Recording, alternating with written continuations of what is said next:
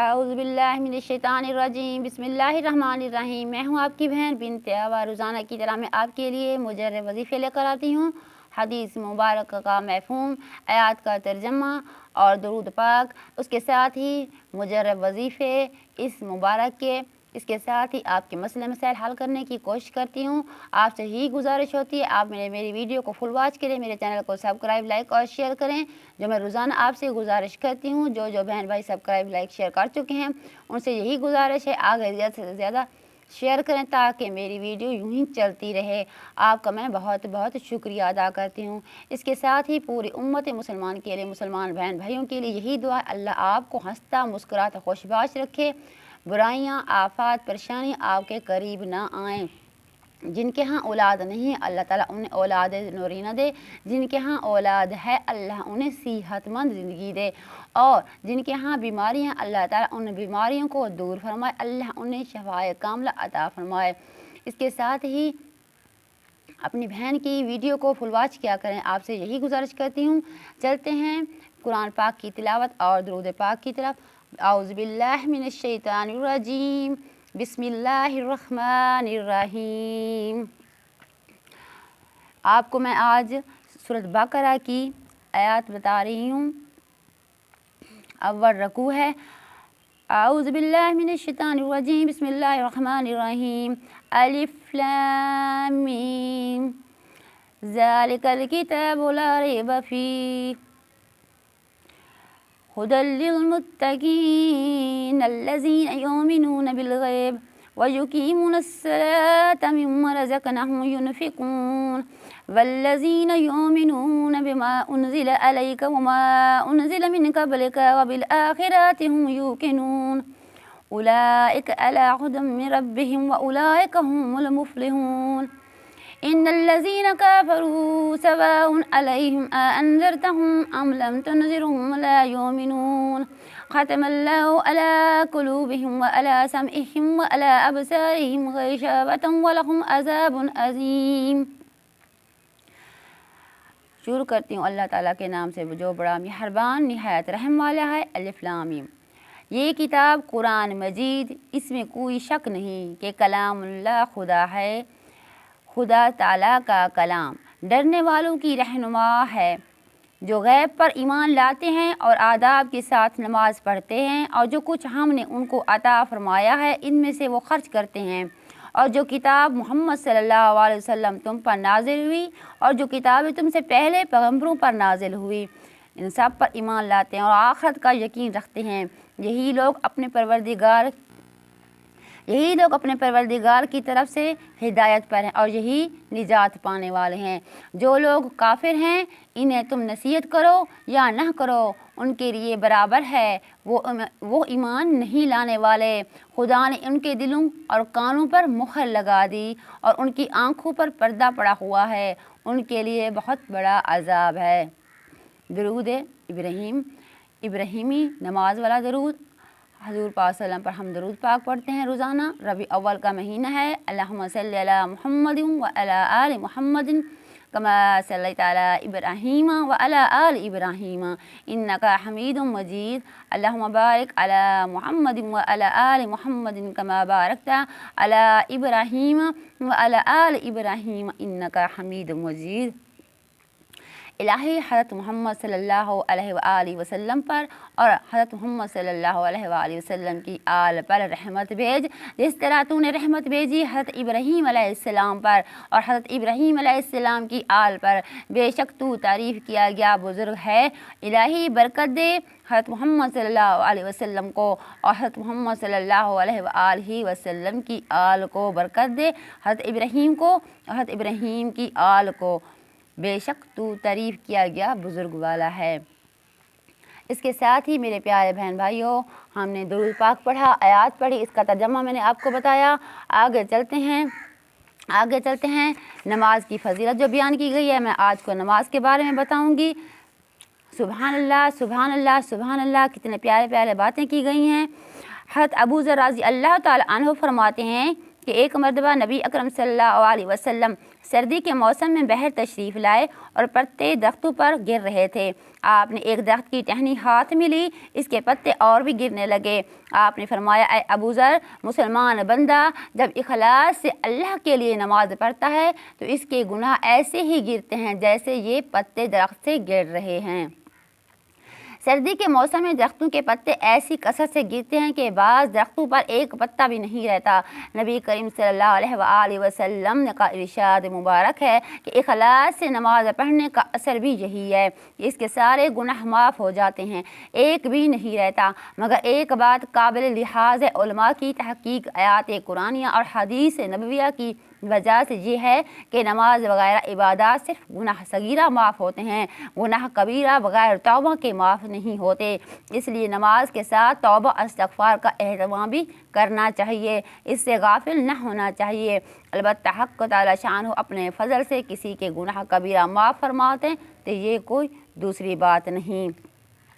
اس کے ساتھ ہی دوسری حدیث ہے، حضرت ابو عثمان کہتے ہیں کہ میں نے حضرت سلیمان رضی اللہ تعالیٰ عنہ کے ساتھ ایک درخت کے نیچے تھا۔ انہوں نے درخت کی ایک شاخ ٹہنی پکڑ کر اس کو حرکت دی جس سے اسے پتے گر گئے۔ پھر مجھ سے کہنے لگے، ابو عثمان، تم نے مجھ سے یہ نہ پوچھا کہ میں نے یہ کیوں کیا؟ میں نے کہا، بتا دیجئے کیوں کیا؟ انہوں نے کہا، میں ایک واقعہ نبی کریم صلی اللہ علیہ وسلم کے ساتھ درخت کے نیچے تھا۔ آپ نے درخت کی ایک خشک ٹہنی پکڑ کر اس طرح کیا جس سے اس ٹہنی کے پتے جھڑ گئے۔ تو پھر حضور صلی اللہ علیہ وسلم نے ارشاد فرمایا، سلیمان پوچھتے نہیں کہ میں نے اس طرح کیوں کیا؟ میں نے عرض کیا، بتا دیجئے کیوں کیا؟ آپ نے ارشاد فرمایا، جب مسلمان اچھی طرح سے وضو کرے، پھر 5 نمازیں پڑھتا رہے اور اس کی خطائیں اس میں ایسی ہی گر جاتی ہیں جیسے یہ پتے گرے۔ پھر آپ نے قرآن کی آیات اقیموا الصلاۃ فی النہار تلاوت فرمائی، جس کا ترجمہ یہ ہے، قائم کرو نماز کو دن کے دونوں سروں میں اور رات کے کچھ حصے میں، بے شک نیکیاں دور کر دیتی ہیں گناہوں کو۔ یہ نصیحت ہے، نصیحت ماننے والوں کے لیے۔ میرے پیارے بہن بھائیوں، آپ سب کے لیے یہ نصیحت ہے اور میرے لیے بھی۔ جہاں جہاں تک میری آواز پہنچ رہی ہے، میرے جتنے یوٹیوبر یہ مجھے دیکھتے ہیں یا میرے جتنے مسلمان بھائی دیکھتے ہیں، ان کو بھی یہ بات سمجھنا چاہیے۔ حضرت سلیمان نے جو عمل کر کے دکھایا، یہ صحابہ رضی اللہ تعالیٰ عنہ اجمعین کے ادنا مثال ہے۔ جس کی کسی شخص کو کسی سے عشق ہوتا ہے، اس کی ہر ادا بھاتی ہے، اس طرح ہر کام کرنے والوں کو جی چاہتا ہے کہ جس طرح محبوب کو کرتے دیکھا۔ جو لوگ محبت کا ذائقہ چکھ چکے ہیں وہ اس حقیقت سے اچھی طرح واقف ہیں۔ اس طرح صحابہ کرام اجمعین اور نبی اکرم صلی اللہ علیہ وسلم کے ارشادات نقل کرنے میں اکثر انتفال کی بھی نقل کرتے ہیں جو ارشاد کے وقت حضور صلی اللہ علیہ وسلم نے کیے تھے۔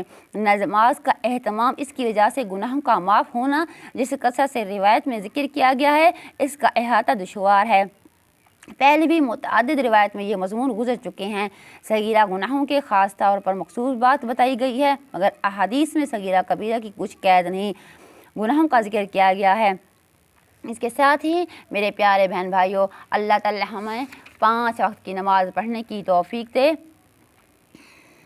حضرت ابو ہریرہ رضی اللہ تعالیٰ عنہ نبی اکرم صلی اللہ علیہ وسلم سے نقل کرتے ہیں کہ آپ نے ایک مرتبہ ارشاد فرمایا، بتاؤ اگر کسی شخص کے دروازہ پر ایک نہر جا رہی ہو جس میں وہ 5 مرتبہ روزانہ غسل کرتا ہو، کیا اس کے بدن پر کچھ میل باقی رہے گی؟ صحابہ نے عرض کی، کچھ بھی باقی نہیں رہے گا۔ حضور صلی اللہ علیہ وسلم نے فرمایا، یہی حال 5 نمازوں کا ہے کہ اللہ جل شانہ ان کی وجہ سے گناہوں کو ذیل کر دیتے ہیں، یعنی ختم کر دیتے ہیں۔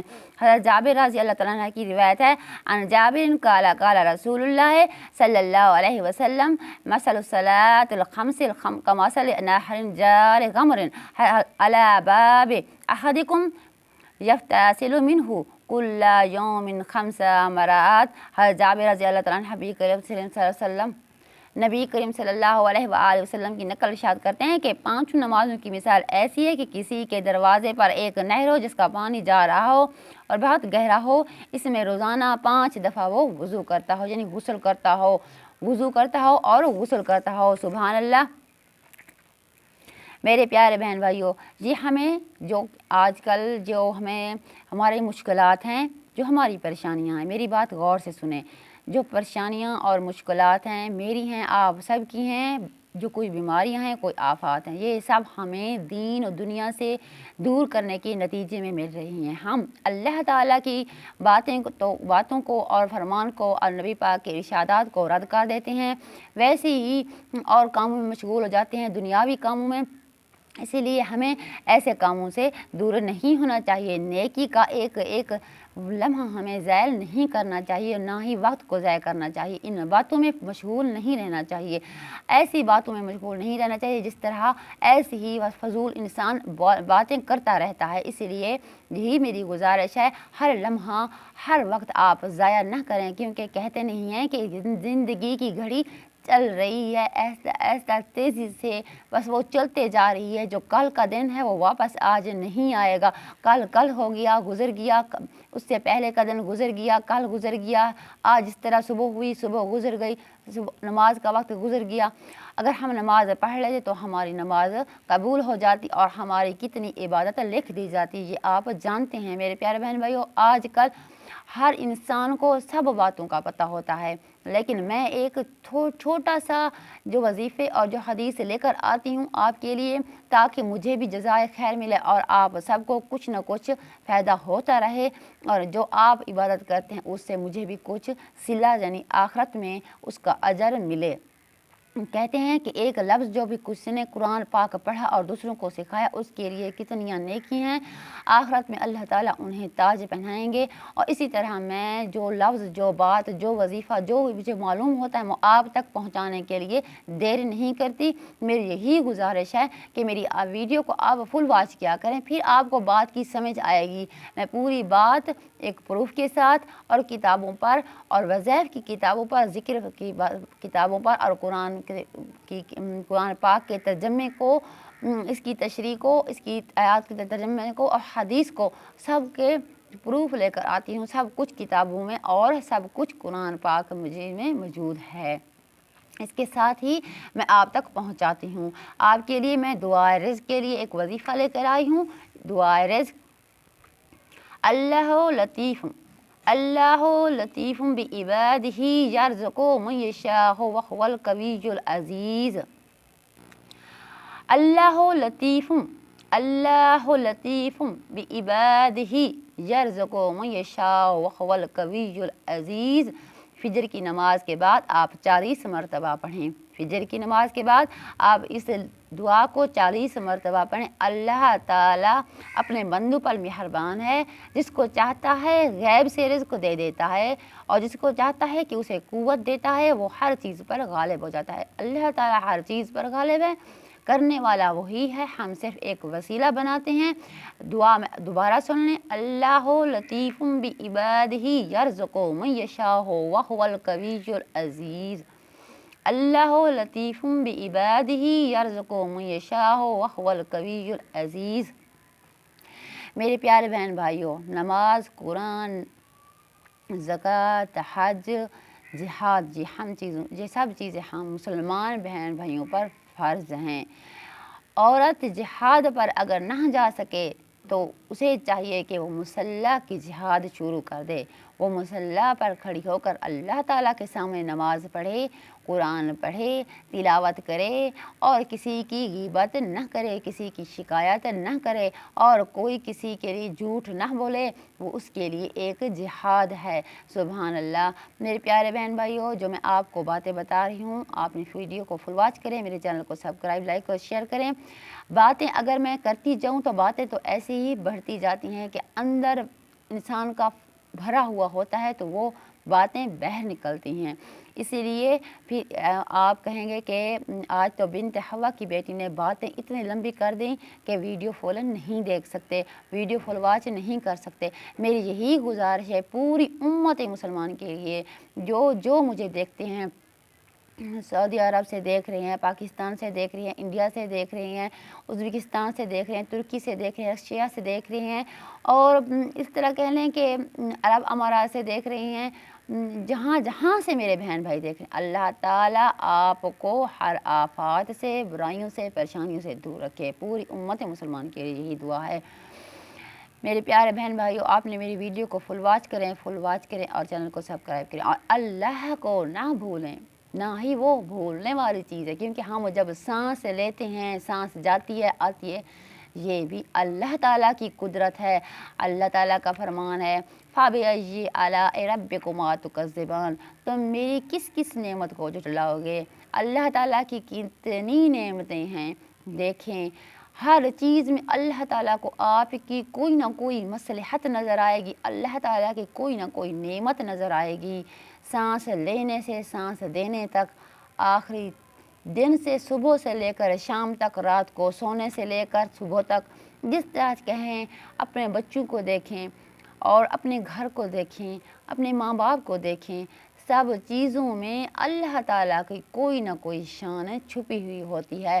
وہ رحمان، وہ رحیم، وہ ذوالجلال والاکرام، وہ ہر کسی کی مشکل آسان کرنے والا، میری بھی مشکلات آسان کرے اور آپ کی بھی۔ اس کے ساتھ ہی اپنی بہن کو دیجیے گا اجازت، دعاؤں میں ہمیشہ یاد رکھیے گا۔ اللہ حافظ۔